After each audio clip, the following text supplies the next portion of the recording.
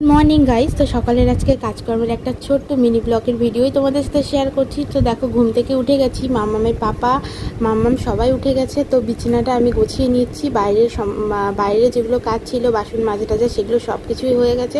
আর আজকে জানো তো, সকাল থেকে শরীরটা এত খারাপ লাগছে, এত মাথা ঘুরছে, কিচ্ছু ভালো লাগছে না, একটাও কাজ করতে ইচ্ছা করছে না।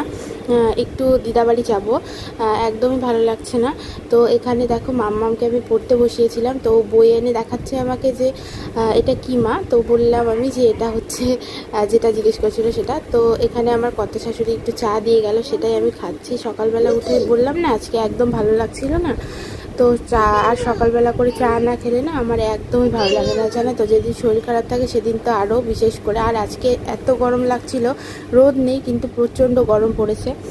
তোমরা যারা যারা বালুরঘাট থেকে বিলং করো তারা তো জানোই বালুরঘাটের এখন কি অবস্থা। পুজো চলে আসছে, সামনে ঠান্ডা পড়বে, তাও এখনও মানে